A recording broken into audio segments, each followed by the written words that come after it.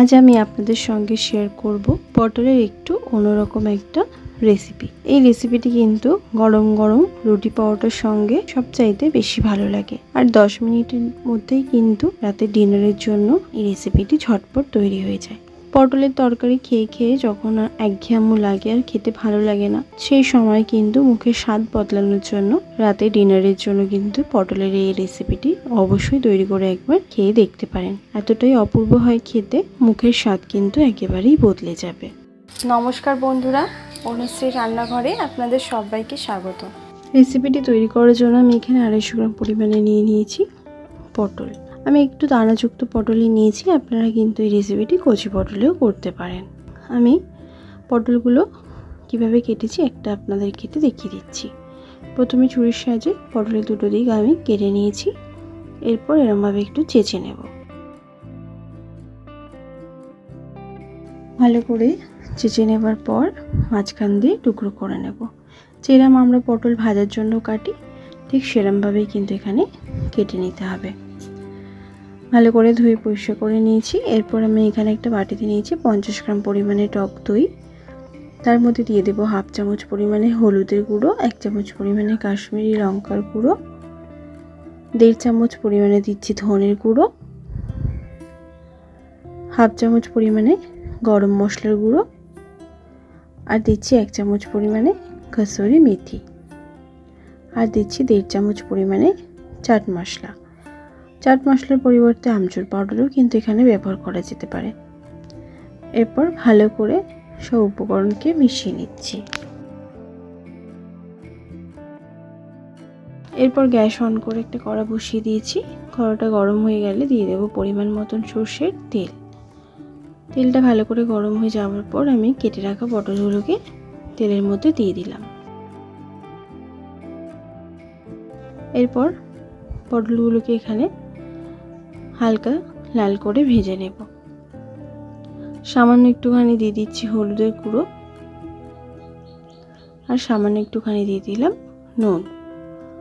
নুন আর হলুদ দিয়ে পটলগুলোকে হালকা লাল লাল করে কিন্তু এখানে ভেজে নেব।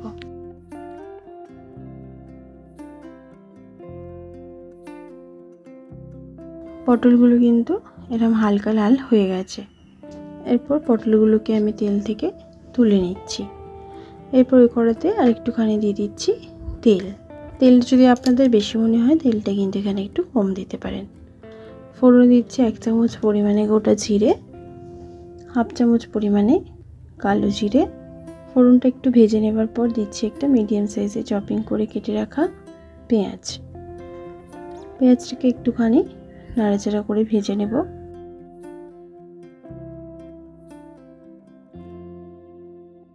পেঁয়াজটা হালকা একটু ভাজা হয়ে গেছে। এরপর দিয়ে দিচ্ছি একটা মিডিয়াম সাইজের টমেটো কুচি। সামান্য একটুখানি দিয়ে দিলাম নুন। ভালো করে টমেটোটাকেও ভেজে নেব। নুন দেওয়ার ফলে টমেটোটা কিন্তু তাড়াতাড়ি নরম হয়ে যাবে। এরপর আমি এখানে দিচ্ছি 1 চামচ পরিমাণে আদা রসুন বাটা। আদা রসুন বাটাটাকে দিয়ে একটু কষিয়ে নেব যাতে আদা রসুনের কাঁচা গন্ধটাও কেটে যায়। এরপর আমি এখানে দিয়ে দিচ্ছি দইয়ের সঙ্গে যে মশলাগুলো মিক্সড করে রেখেছিলাম সেই মশলাগুলো, আর বাটিটা ধুয়ে সামান্য একটুখানি জল। এবার লো ফ্লেমে এই মশলাটাকে একটু কষিয়ে নেব। যেহেতু টক দই দিয়েছি তাই ফ্লেমটা কিন্তু হাই করব না, লো টু মিডিয়াম ফ্লেমে কষিয়ে নেব। মশলাটা কষানো হয়ে গেছে, সাইড থেকে তেল সেপারেট হতে শুরু করে দিয়েছে। এবার আমি দিয়ে দিচ্ছি ভেজে রাখা পটল। পটলগুলোকে দিয়ে ভালো করে একটুখানি নাড়াচাড়া করে নিলাম।